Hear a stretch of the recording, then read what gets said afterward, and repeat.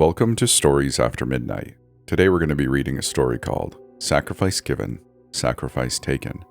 It's written by Tobias Wade and is part of a collection of stories called 54 Sleepless Nights. You can find links to this book on Amazon. I guess you could find links to that book in the description of this video or podcast episode, however you're listening. If you do decide to pick yourself up a copy, let me know and support the author. I thank you for listening. Let's get started. The Lord have mercy upon these poor sinners, even when the rest of the world has forgotten their names. I am a priest, and every Sunday, after I have delivered my sermon, I take my Bible with me where it is needed most, at my local county jail. There I will speak for as long as visitors are permitted, to whoever will listen to me, or for those who are not yet ready to hear the word, I will sit quietly and be the ears while they pour their hearts to me and to God. Some will speak confessions, begging forgiveness for what they have done. Others still seethe with anger for what the world has done to them, and I will sit quietly and let them speak until they have expelled their wrath. Hardest to bear are those who weep before me as before their own mother, and no matter what they have done, it is my part to love them as their true mother no longer can. But the strangest of all those I visited, and always the most eager for my visit, was a man named Edgar Rover. Rather than dwell on mistakes or grievances, Edgar was only interested to speak about one thing, all the good he wishes to do once he is free. To serve others is the only path to redemption, I told him. To sacrifice myself for others is my only ambition, Edgar agreed.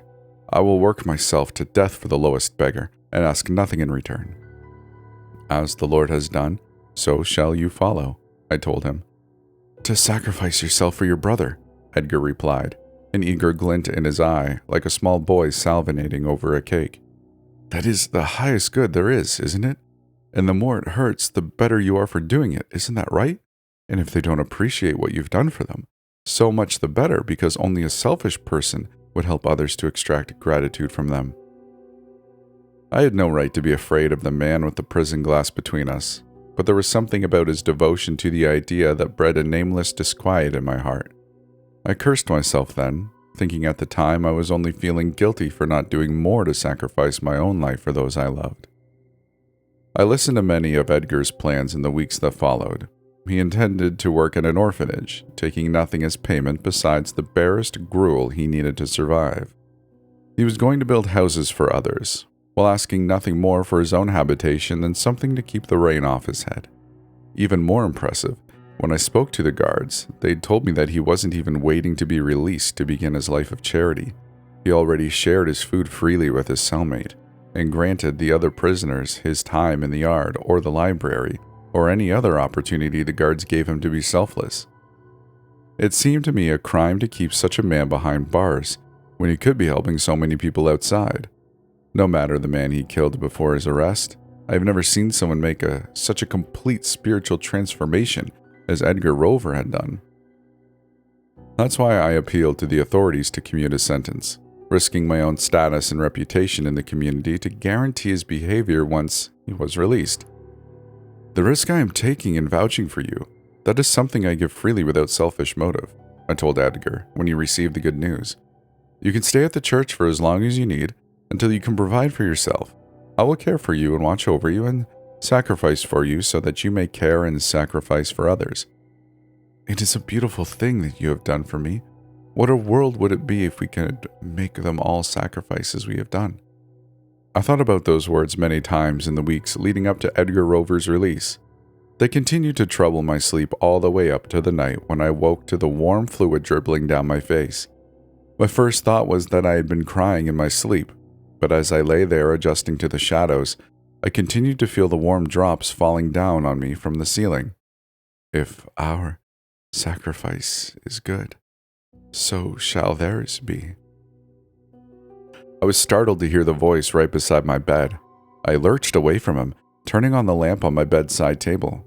I don't know how Edgar got into my house, but he stood there looming over me, an eager sparkle in his eye.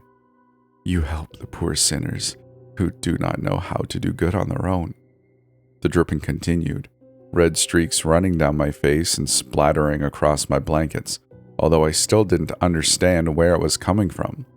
So you have taught me to do the same, helping others to do good, helping them to sacrifice when they are too weak to do so on their own.